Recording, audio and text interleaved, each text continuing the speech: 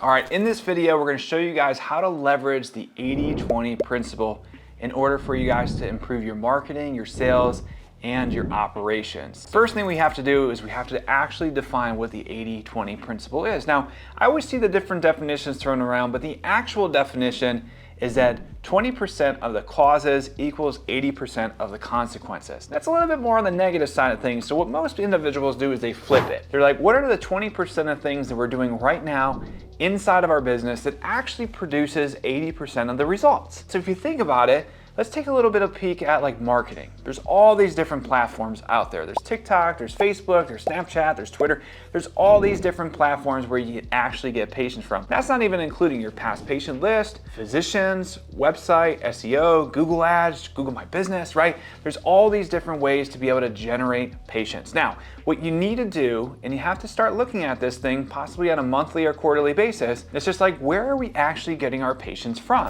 That's one of the things that we just need to understand, that like we're not trying to do new, right? Everybody's trying to do new and the new shiny object and stuff like that. It's like, where are we actually getting our patients? And we just need to do more of that. So when you look at the 80-20 principle, it's like, where are you getting 80% of your patients from? For us, when we had our clinics, it was like a good majority of them came from our past patient list. We had a really big list, and ultimately we were able to just nurture that list, and we were able to make our offers. And a lot of times it was like we put out some emails and they became patients. We put out some more emails and they became patients. Or if the emails weren't working, we did text reactivation or phone calls. But the platform stayed the same. Past patient reactivations. And then also we were able to leverage a lot of our patients from some of our physician referrals, which we had a thing called the Practice 25, where we identified like 25 physicians out there to be able to refer directly to us.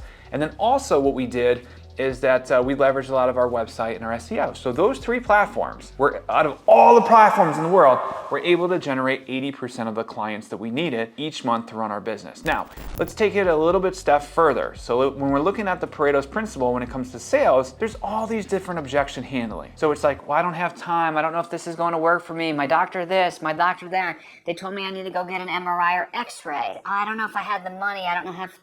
Listen, there's so many different objection handling that you can do, but it really comes down to only three things. Again, we're trying to leverage that principle here, the 80-20. What are the 20% of objections that come out that produce 80% of our closes? So the top three objections that most patients come in with is, I don't know if this is going to work for me, is really what they're thinking subconsciously. They've been to so many different doctors, they've been to other PTs, chiros, and they don't know if you could actually fix their problem. So what we need to do in the beginning, especially during the evaluation phase, is we need to show them that we're first the authority and we're the person that's capable of helping them fix their issue and get them the goal that they set forth to achieve. Now, with that being said, we also have to empower them to let them know that they can actually put in the effort in order to get the result, right? So then that leads us to the next thing, is like, well, I don't know if I have time to do this, right? I don't know if I have time. I have plans coming up. I have a wedding, I have a business thing. They're gonna have something going on that's going to prevent them from coming in. So we can handle the first thing, which is process. Do they actually believe it's going to work for them? Second is, do they have the time to actually come in and dedicate to getting the result? And then finally, if we can make this work financially, would they be willing to move forward? And that's really, really key here, is because if we can leverage the three main objections, which is process, plans, and payment, then we're going to be able to close 80% of all the deals. Really, really interesting there. So it's not really about like, do you take my insurance or objection handling around like out of network or cap? None of that really matters. What it really comes down to is like, will this work for me? Can I dedicate time? How long is this going to take?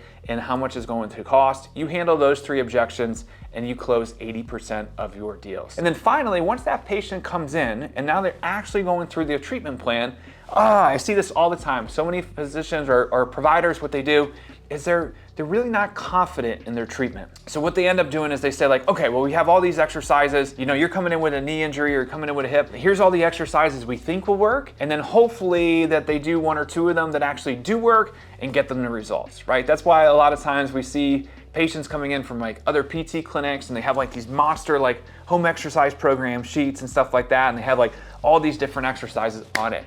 But what I want to challenge you guys to do is start thinking about like, hey, when a patient comes in with a rotator cuff injury or a knee injury or a lower back injury and they're presenting a certain way, what are the top 3 exercises that we can give them to do at home that could actually produce 80% of the results that we're looking to achieve? And that's when you start to leverage that Pareto's principle inside your business from a marketing, sales, and operational standpoint. And then even if we take it out a little bit further when it comes to your staff, it's just like, what are the 20% of things that we can start doing and doing it really well in order to produce that 80% of results, right? That's where you start to improve that T value, where we're not trying to go wide, we're just trying to go deep, and that's when you start to win the game. So if you guys found this content informative and helpful, make sure you go ahead and click the follow and subscribe button. And if you want to learn more about our company, click the link below in the description, and I'll see you guys on the next video.